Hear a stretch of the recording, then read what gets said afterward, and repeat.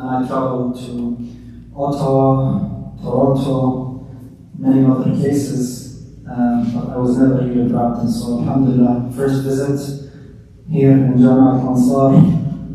MashaAllah, what beautiful faces we are seeing here. I used to do my engineering at Queen's University in Kingston before doing my MBA at the University of Calgary. So I lived in both the east and the west ends of Canada.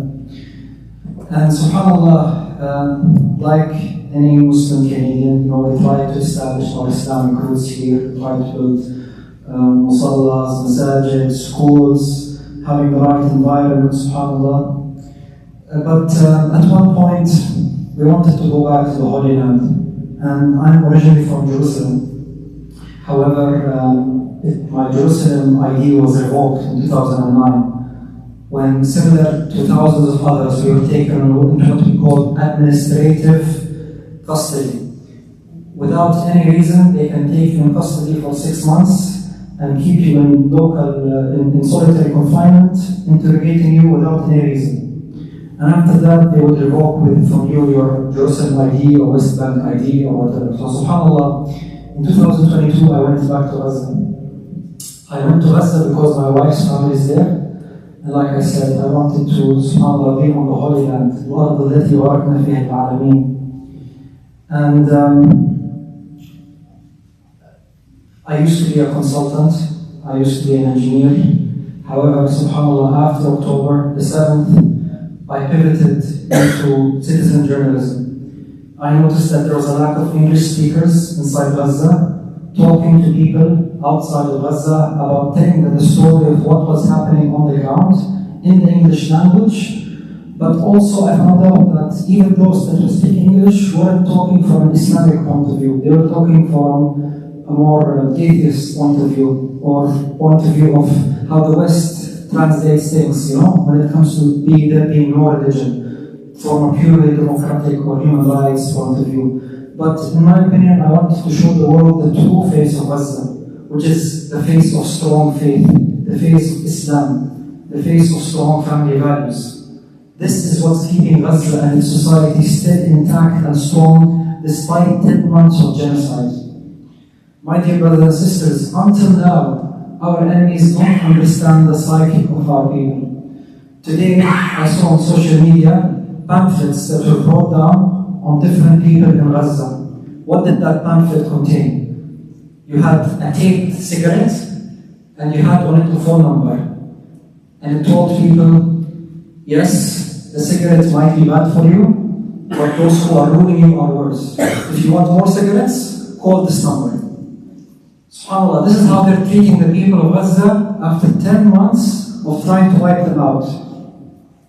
So this is the mentality of the enemy. This is how they are thinking. They are thinking that the people of Gaza are broken down to the point where they are willing to sell their souls, sell their faith, sell their deen and iman for a cigarette. But the people of Gaza continue to stand strong, despite everything that they have been facing over the last 10 months. 10 months, no food, no water, no electricity, no internet, no shelter.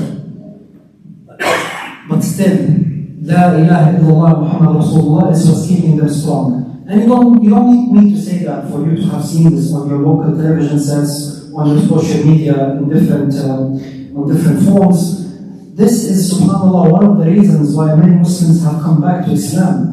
And why many people are converting and trying to learn more about Islam. It's because they're saying, I want to have what this woman has when she lost her child. And she's saying, Alhamdulillah. Why is she saying, Alhamdulillah? What does Alhamdulillah mean? Right?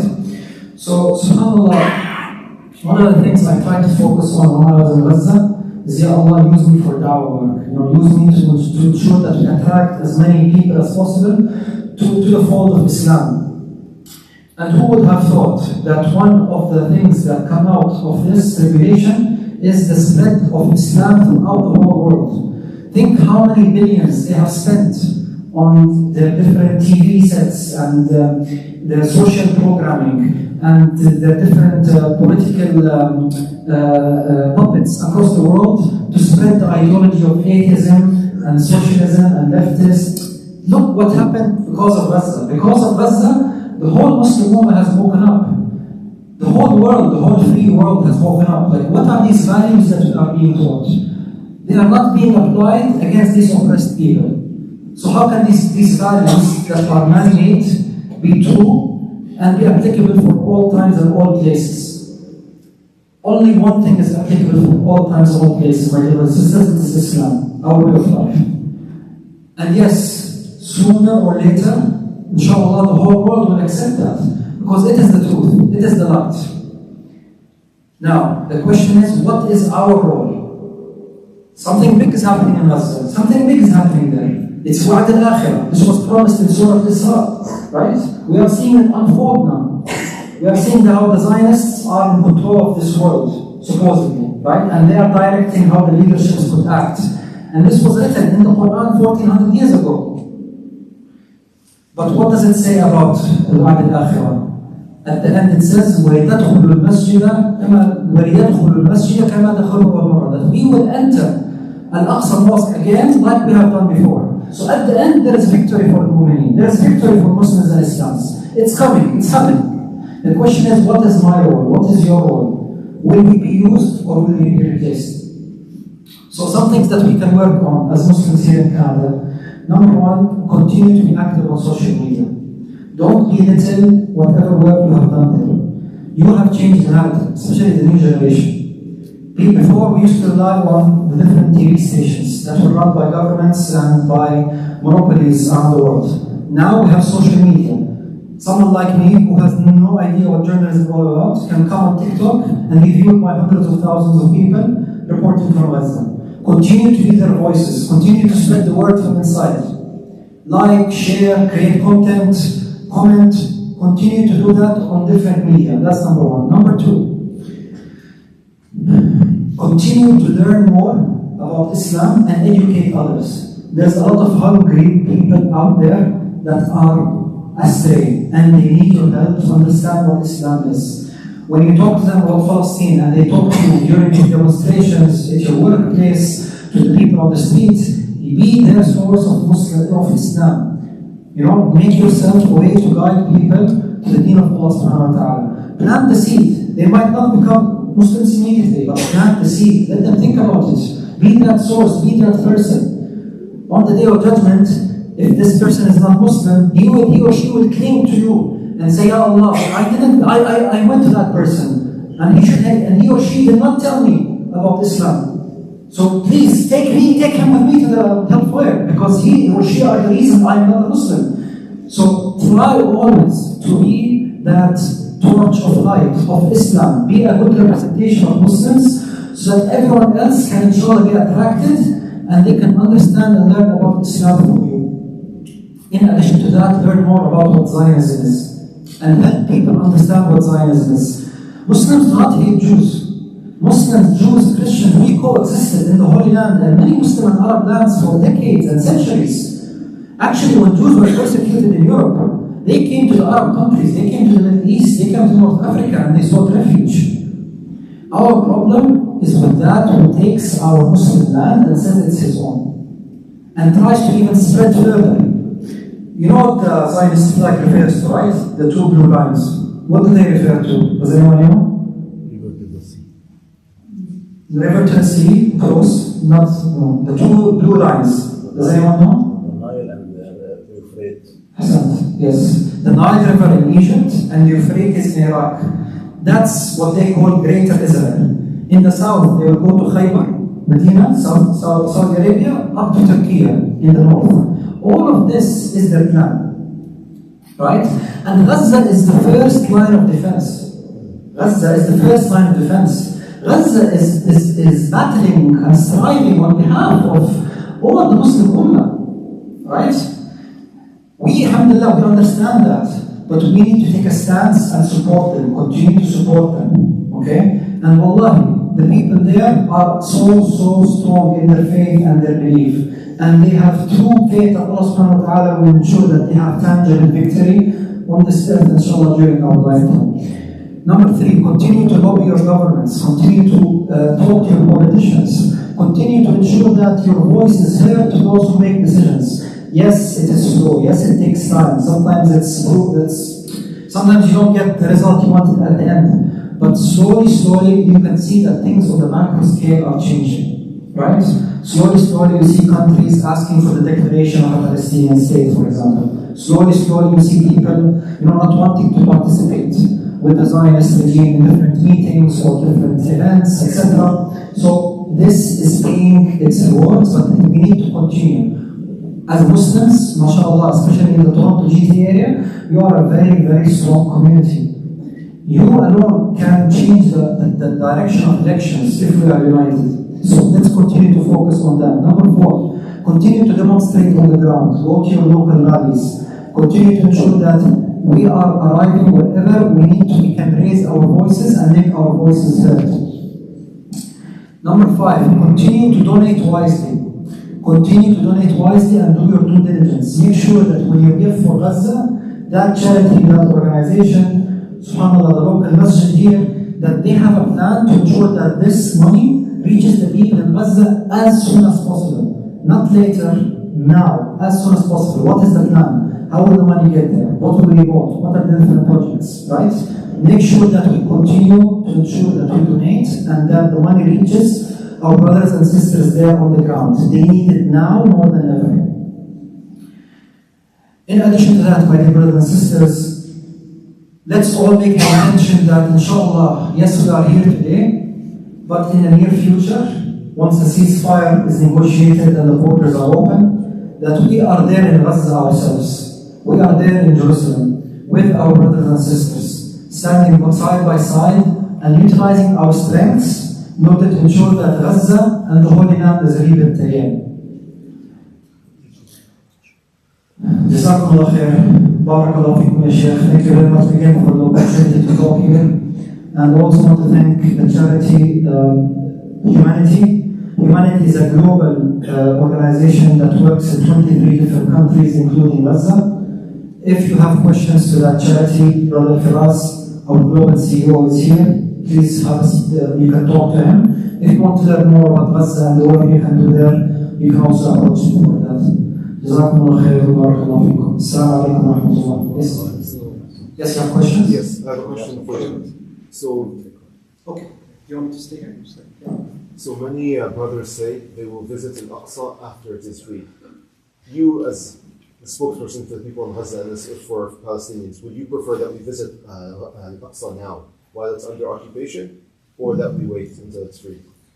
There are two opinions, and I respect both opinions from the scholars. One opinion says that as long as Al-Aqsa is under occupation, it is haram to go under the occupation and through their passport control, through their country and enter Al-Aqsa. Another opinion is that no, we should do that so that we can show our support to our Palestinian people on the ground and not leave them alone. I'm of the opinion, being from Jerusalem myself, is I know how much the people in Jerusalem need to see their fellow Muslim brothers and sisters from all around the world. In my opinion, if you can go to Al-Aqsa now, please do. If you are of the opinion that you can't go there under the occupation, I also respect that opinion. Questions? So Mansour, So- about the food situation in Gaza. What is happening? How are they getting food? Okay. So forth. Sheikh asked about the food. What is the food situation in Gaza? So in Gaza, we have to divide Gaza into two parts, unfortunately. You have northern Gaza, which includes Gaza City and Jabalia, Beit Lahia, Beit Hanun. This area is cut off from the southern and central regions. The southern and central regions get their aid through two passages. Through the Egyptian passage in Karam Salim and another passage on the east. And the brothers in the north get their food through two northern passages. And the quality and the quantity of food varies every day. Like every day, prices change, quantities change, quality change. And for example, they keep sending flour in, only flour. So people there are they don't have proper nutrition, they're just eating bread all the time, right? Sometimes some canned food enters. Sometimes some vegetables and fruits enter, right? In addition to that, there are some warehouses inside Gaza, in the north and the south, that have still some food, some hygiene kits, some pharmacy products. So people can still acquire these for a price. Before the Zionists took over the Rafah border, some trucks used to come in full of aid from all around the world and full of volunteers, but right now this is not happening like before. Especially the north of Gaza is going like through I'm not going to say famine, but people there are sometimes sleeping hungry, and sometimes it's just a matter of getting the cash, the money, to the organizations and individuals there, so that they can be able to buy what is needed. The question is, since this war has started and since all these things happening there in Gaza, we have been seeing that all across the world there are organizations that are collecting money or are asking donations in the name of the Gaza, which includes a lot of Muslim organizations as well, right? So people must be donating, the money is already going there. Is that money reaching there? Where is that money going when the borders are closed and no aid is entering there? So whom to trust, where to send the money? So the brother's question is, people have been donating for the last few months, right? Giving money to charities. Everyone is saying that they are helping Gaza. Yeah. What's the truth? There are tons in Canada and even across the world, everywhere it is. Yeah, exactly for the question. So one of the reasons I got involved officially in humanitarian work with an organization like Humanity is to ensure that the dollars that get donated as soon as possible get programmed into projects in Gaza. Not to wait, not to stay in the bank accounts, like you said, maybe some charities are doing. So I don't have details about other charities. But for the charity I'm directly involved in and managing the projects, we are now working with our local partners on the ground to ensure that any donation that comes in reaches our people in Gaza as soon as possible. I cannot talk about what other charities are doing, but I'm sure everyone is trying to as well program into Gaza. But you need to understand that the reality is that Gaza maybe is considered like high-risk area given the ever-changing environment. Hence, even if organizations wanted to execute some projects, they might have lost some resources, they might have lost ways to get their funds in, they might not have access to buying things, right? So I don't want to give excuses to anyone, but I'm saying that the situation in Gaza is very different from any other humanitarian situation around the world. From my side, whatever I'm working on, it's what I'm doing every day. It's trying to work with our local partners to ensure that whatever funds we get, it gets programmed on the ground as soon as possible. Whether it be water well restoration, whether it be daily tequillas, hot meal preparation, whether it be vegetables and fruits, medication, hygiene kits, temporary and permanent shelters, whether it be clean water distribution, etc. So like I said, it's very important as someone who donates to do your due diligence with any organization or person that you give your money to. I hope I answered your question. Yeah, so like your organization, Humanity, right? Yes. How you're coordinating with Gaza authorities or how your aid is going over there? We do not work with the Gaza authorities. Sure. So let me introduce, this is Brother Firaz Aziz. So Brother Firaz Aziz is one of the people involved with Humanity. It's a global organization. They're established here. He's a good friend of mine, alhamdulillah. We've known each other for a long time. Very upright, mashallah, brother that has been working on the ground, not just in this project, not just with Gaza, but he's been working with charity for 21 years. Right? With other things. He took 2 years ago, he took a trip to Pakistan, actually, just to look at ways that money collected here can go and help those who are in need in Pakistan, in Guyana, in other parts of the world. So he's been a good friend and also a good partner in understanding where the need is and getting the proceeds to go. So he'll best to answer these questions. Assalamu alaikum. Thank you again, Shayla here. Is Brother Peter around? Not here. Okay. I want to thank Brother Peter and the Majlis for giving us the opportunity. Thank you, Brother Mansour, for telling us a little bit about what's going on in Gaza. just to comment on what the brother was asking, yes, you're right. The reality of it is since October 7th, every single charity, not just in Canada and the United States, humanity is both charity in Canada and the US, by the way. But every country in the world has been raising funds from Gaza. And the question is, how are they getting it in? Especially in light of the Rafah, as the Rafah border has been taken over and really destroyed, and the Egyptians have no control of that border. Nothing is getting into Rafah. So how does an organization like Humanity work? As Brother Mansour, mashallah, explained, like, he was literally living with his family in Gaza, just trying to have a better life, alhamdulillah, to raise his family in an Islamic environment. And then October 7th happened. And mashallah, though he's a consultant, with a big firm in Qatar as an example, he decided to join Humanity because he saw the work that we were doing. So mashallah, he was introduced to the work. We've had partners in Gaza. Sheikh mentioned currently Humanity works in 23 countries, including Gaza and the West Bank. And so, we brought Brother Mansour to ensure that on a daily basis that the partners on the ground have access to what they need. And alhamdulillah, there is a system. What is happening in Gaza today, brothers and sisters who've been following, anyone who's been following, it's not new in terms of destruction, but the level of it is new. So there is a system in Gaza where businesses still operate, things still happen in Gaza, not to the extent that we understand it, but there's still a way to get things done. And alhamdulillah, thanks to Brother Mansour and his team, he has connected his teams to the Humanity teams, mashallah, so we've been able to get things done. We have never stopped working in Gaza since October 7th. We've never stopped. Wherever the genocide has pushed the people, alhamdulillah, our partners on the ground have been able to follow the people. And to speak to what Mansour was saying earlier, the reality of it is, and we were at previous masjid today, he's been here for 10 days visiting many masajids. There's many centers that have raised money from Gaza, but they're not comfortable giving the money.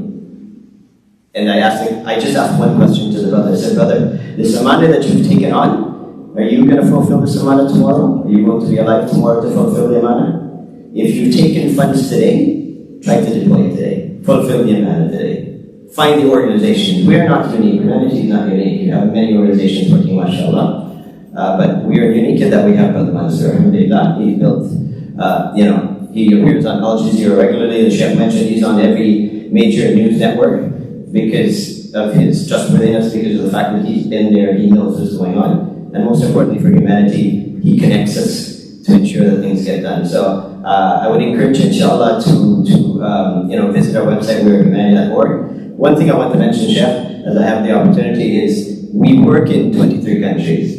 And while the world has been focused on Gaza, he mentioned I went to Pakistan, I went to South Africa, I've traveled throughout Europe, because we have many countries that are struggling, that require support. So as a global executive director, when I travel and I meet with beneficiaries, I can report back to the donors about how we spend their money, to remind them that Gaza is on our head, we're all talking about it, but there are other parts of the world that we need to advocate for. And the last thing I want to mention, related to Mansour, many of you, if you follow Mansour online, you know that he started a GoFundMe campaign, alhamdulillah, and he's been raising funds to support orphans. So mashallah, Humanity has taken that program, we're expanding the program, and so, for $70 a month, you can support an orphan in Gaza.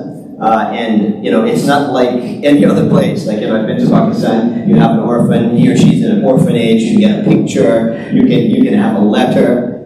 This is not the situation in Gaza.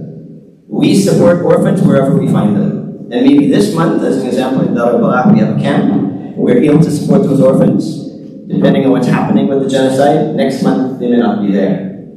Our commitment is to support the orphans wherever we find them. So I really just want to thank Sheikh Lahir and the Majlis for giving us the opportunity. Mansour and I are here. We're here to answer any questions you may have. This is not a fundraising event, by the way. We invited my dear brother to some of the massages we're close to, just to give you an update of what's going on in Gaza. It's really important, brothers, for us to not lose hope.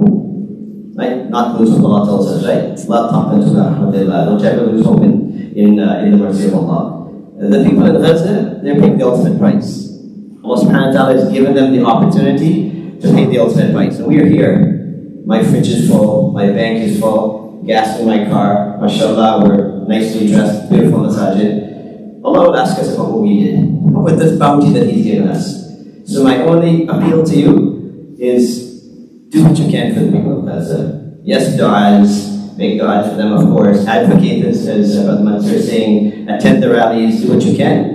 But don't forget to give to Gaza as well. And find the organization, and if humanity, mashallah, is deserving, then most welcome, inshallah. Barakallahu feek. Assalamu alaikum wa rahmatullahi wa barakatuh.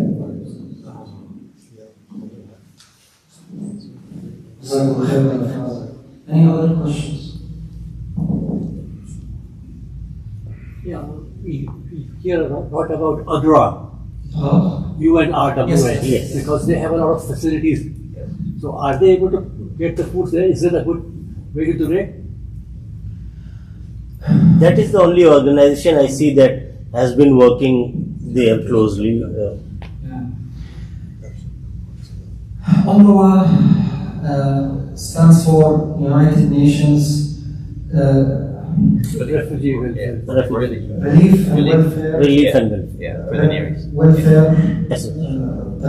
So it was created as a subsidiary of the UN Relief Agency just to focus on Palestinian refugees in Lebanon, Jordan, Egypt, in Gaza, in the West Bank, wherever Palestinians lost their land in 1948 and 1957, they are considered refugees and they are enlisted under UNRWA.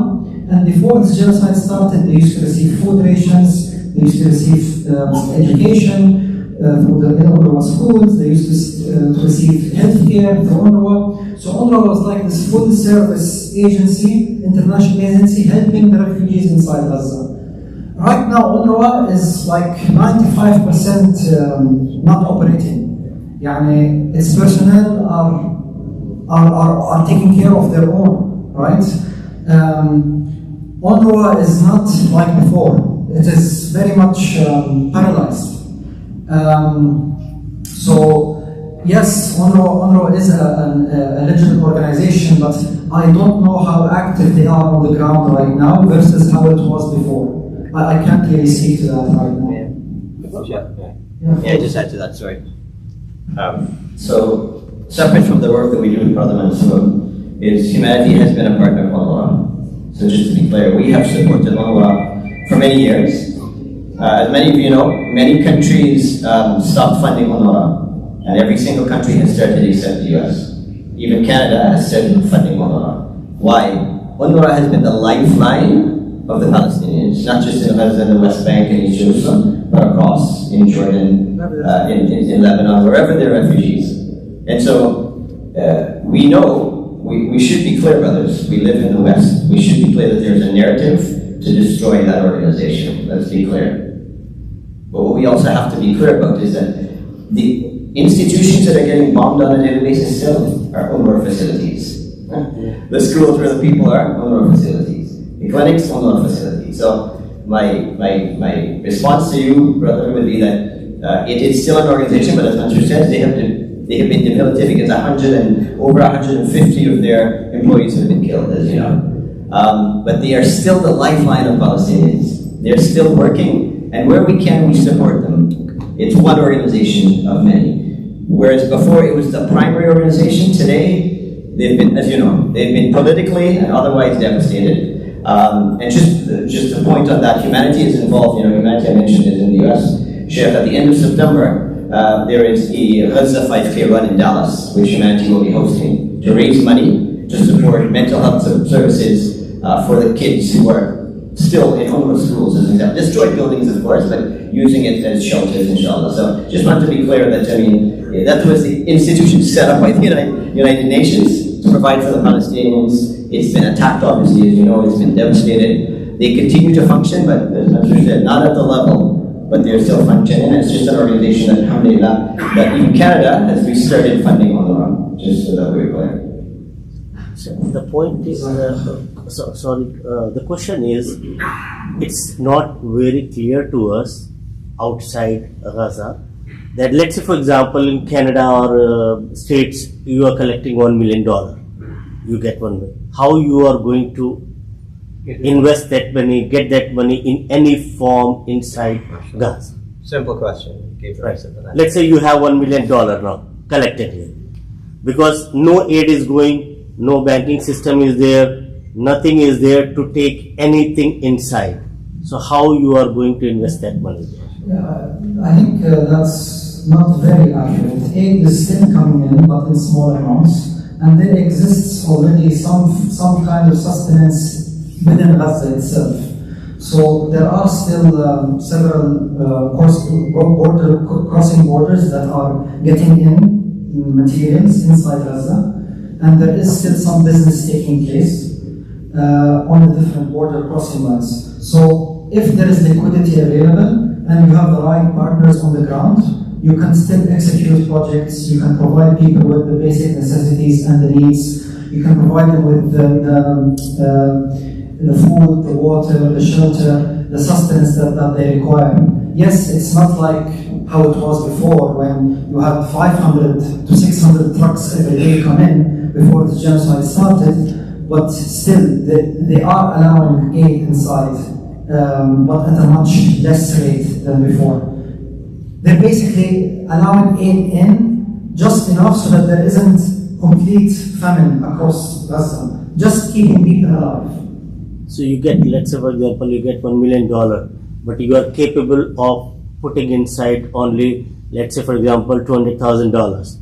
So what about $800,000? Is there any transparency mechanism where you put on the website that you have collected this much money? Or because it's not only humanity, across Canada there are tons of Muslim organizations have been collecting money in the name of Gaza. So Brother, I have worked with United Nations, I have worked with world's most renowned organizations for 12 years. And I have seen what happens. I know most of the big organizations, let it be Ford Foundation, Windrock International, Blacksmith Institute, world's biggest organization. I know them closely, I have worked with them. What they do, what happens inside is the dirtiest game I have seen in my life. So it is very hard to trust whom to trust. That there is, because we don't see any transparency mechanism where you gain the confidence of the people to blindly give the money, this goes here, and I know that money will be there, right? So let's say for example, it's a very good cause and you are deciding this, that you are working on the ground, you are trying your best, you are sacrificing yourself, we trust you. But the thing is that this trust need to be purely verified in that sense where it gives the confidence to every single person, whether knowledgeable or not knowledgeable, that he knows this money is going at the right place. So I'll address this issue. So this is an issue that's close to my heart also, because I know a lot of the directors of the charities, because they come here to our mosque and so forth. So it is the right of every donor to ask those questions to any organization they're going to give money to. What is the transparency? How much they collect? What's their distribution like? How much do they take back for administration fees? All the like. What is it that who are their partners that they are partnering with that's on the ground? A lot of the organizations that collect the NGOs, they may not have offices that are their organization in those countries distributing, buying food or buying supplies that a country will need. So it is questions that you have to ask an organization before you donate to them. Let me see what have you collected? Where is it gone? How do I know it's gone? Right? I went to Pakistan 2 years ago and I visited Akhawat, right, in the north.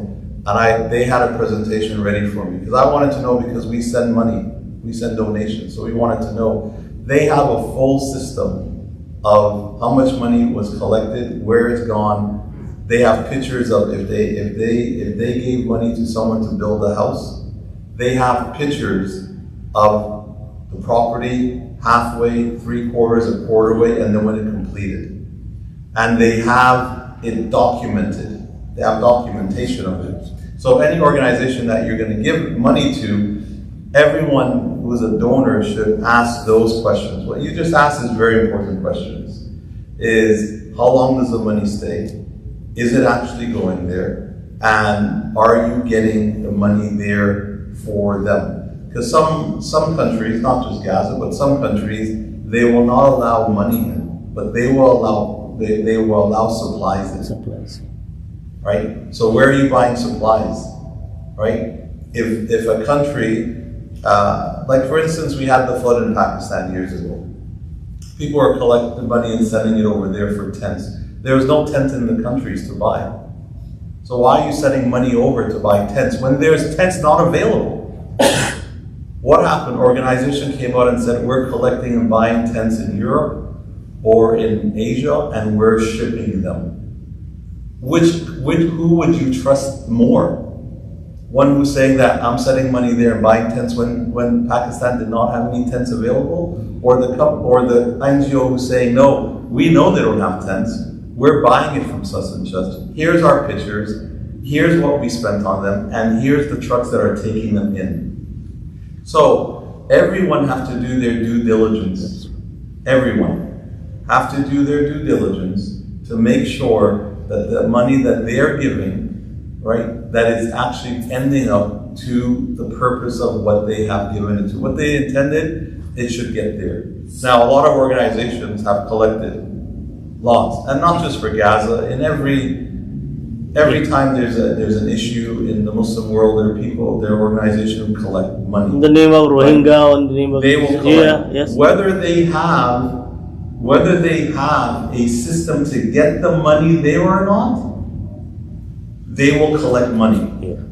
This is my main thing of NGOs, and I know, Brother Firaz knows, I know quite a number of these CEOs of these companies, of these organizations, and they're good people, but sometimes they collect money without having the plan of how to distribute it.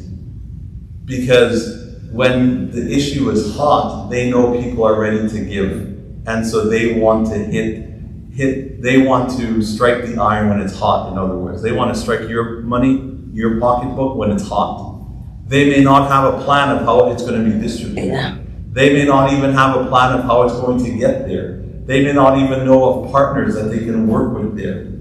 So you always have to ask the question, do you have a plan ready to get my dollar that I'm giving to you to get there tomorrow? And if you don't, when are you going to have a plan? And when is it going to get there? That is the responsibility of us as donors to ask those questions to NGOs before we give money. Like very simple thing, like most of you go on Google and just write help Gaza or something like that. You will see so many organizations coming up, even in Canada, Muslims organization. If the aid is not going there, you're supposed to, IT is so strong that you can put one validation over there. The moment you select Gaza to give the donation, it should either stop you or it should give a message that this money is going to be put in the account or will be held until the time the borders are open. But this organization keep on collecting money. So we need to ask them if they have partners in those countries that are operating on their behalf. That's what you have to ask, right? Ask them, do you have community partners? A, did you have community partners prior to October? B, are those community partners still working? Number one. And C, are their communication lines and lines are open still for you to get what is needed for them? Even if it's less now and it's restricted, is there those lines still open that this organization here in Canada is getting something over there now? So those are the questions that we have to ask, inshallah. So we'll ask Firaz to say something. Sure. It's just on that. Listen, this is a deeper question. I think Gaza has opened up for us as Canadian donors. A lot of questions around transparency. There's no doubt about it. The one thing I would remind us here is that I've never operated in a country that was undergoing genocide. I've never been involved in that. This is not like operating in Pakistan. By the way, I've been to Pakistan twice, traveled the country, because we have projects, mashallah. Sheikh mentioned akhuwat. I mean, subhanAllah, akhuwat's reporting is even charities in Canada can't compete. Allah, what they have built is remarkable. I told them we don't really have that in the West. The point is that the way things operate in Gaza right now is very different. This is a different place to operate. So there's the same safeguards are not in place. Many big charities cannot work in Gaza right now because the safeguards that they want is not in place. It's not in place.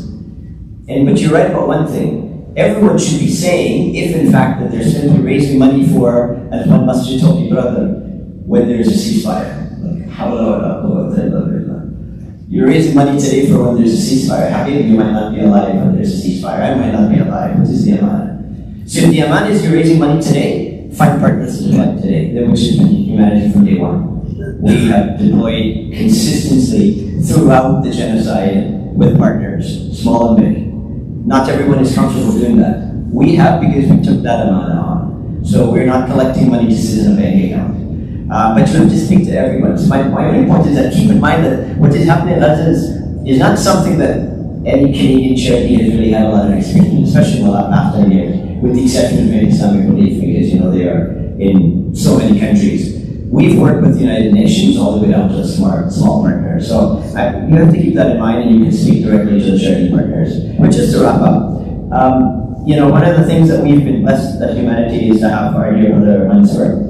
Because Mansour, of course, beyond being from Gaza, being there during the genocide, especially up until March, the connections that he has, he can actually vet what our partners are telling us. And we've had this conversation. We actually just had this conversation with our today.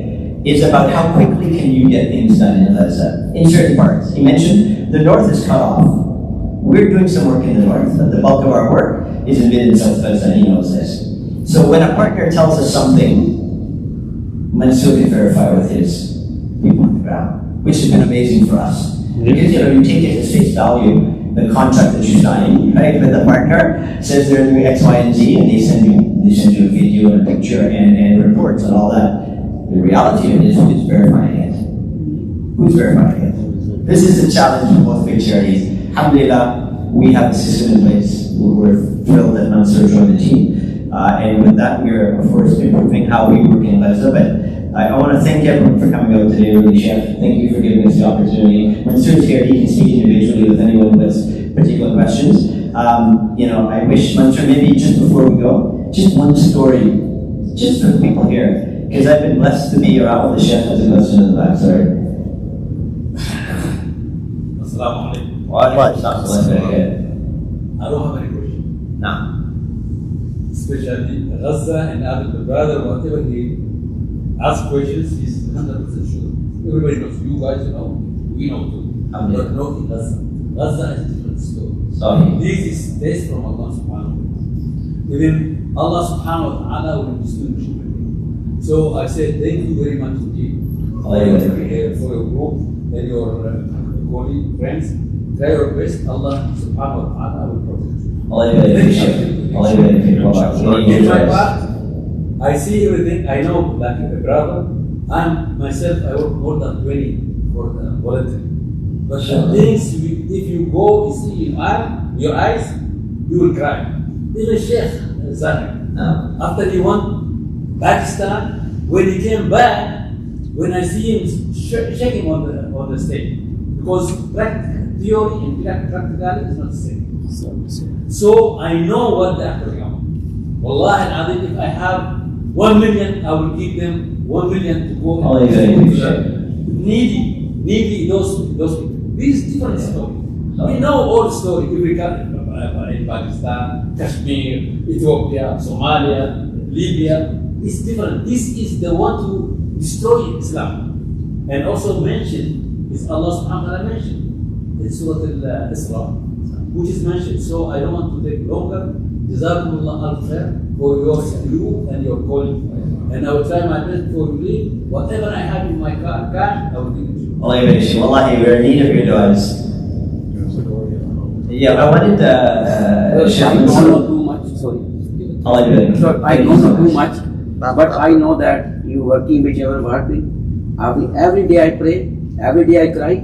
But this is, you came here, but because I can't, this is nothing. But at the day of judgment, I want to say that I have something to deliver. That's Alhamdulillah. What I can give it more than that, but this is, I know, this is nothing. This is nothing for me. But this is like, whatever I have, I give it to you. I know, I don't know where it is distributed, but I know that my ear is given to you. You wherever you spend, I know. My Allah knows that my ears and yours know. That's Mansour, if you could, listen, we have not lived what you've lived through, and I've been privileged to be with you now to hear your stories. Just give us one story. Give us one story of the resilience that you witnessed to the people of Gaza. Jazakallah khair. SubhanAllah, while being in Gaza, Allah subhanahu wa ta'ala sends a lot of messages to keep the people on the ground steadfast. Allah subhanahu wa ta'ala sometimes opens, like allows for miracles to be performed so that the mu'mineen can feel that Allah subhanahu wa ta'ala is with them, together with His angels and everything worldly. So, one story that I've mentioned before is during the time which I was inside Khan Yunis, we were surrounded by Zionist forces. One of our younger brothers who became a practicing Muslim at the age of 19. And subhanAllah, he was doing with us Qiyam Layl, fasting, trying to help prepare food. SubhanAllah, it was very tough times, but alhamdulillah, we were able to survive it together. Now this brother, we had run out of food for a few days, so he went out to look for some things for us to eat, and he didn't come back. We waited for 1 day, 2 days, and then we went out to look for him, despite it being very dangerous. And we found his body on the ground on one of the streets. And subhanAllah, it was obvious that it was there for some time. When we approached the body, alhamdulillah, the smell of musk was all over the place. And the injury that the brother sustained was from a sniper that went through his heart. The blood was still gushing from that brother, which is medically impossible. It should have clotted. So we said, alhamdulillah, we all accepted as a martyr, and then the area became dangerous again. So we quickly moved the brother's body to the side. We covered him, and we went away. While we were going away, we heard the sound of a flapping bird behind us. And we noticed when we looked at the back that there was this huge white bird that landed right beside his body. In the beginning we thought it was some kind of a turkey or a swan, but this bird basically looked at us and then spread its feathers like this. And we noticed that this was actually a white peacock. So I asked the brothers around me, I was like, do you have white peacocks in Gaza? And they told me, we don't even have colored peacocks. Where did this white peacock come from? So alhamdulillah, this peacock went and covered the brother's body, looked back at us, and then started away. We tried to find it, but it disappeared. So we took it as a sign from Allah subhanahu wa ta'ala that, keep steadfast, you are on the right path. Inshallah, victory is close. And قتلاهم في النار وقتلانا في الجنة. يعني subhanallah, when we look at things from an Islamic perspective, that this is a temporary life and that the life hereafter is the real life, we understand the tribulations we are going through, the trials we are going through, right? That at the end, there is a day of judgment. Everything, good or bad, will be on the scale. And then there is paradise, there is hellfire. So when you understand the full perspective as a Muslim, yes, we feel sad, we feel angry by what's happening in Gaza, but we also feel, subhanAllah, may Allah subhanahu wa ta'ala give us an ending like these brothers and sisters. Jazakumullah khair wa barakallahu feekum.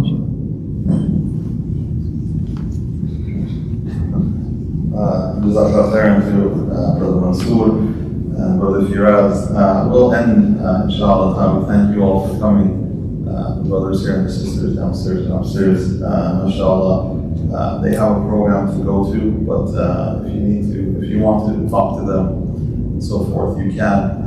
In the coming days and week, we'll advertise some of the NGOs, especially Humanity.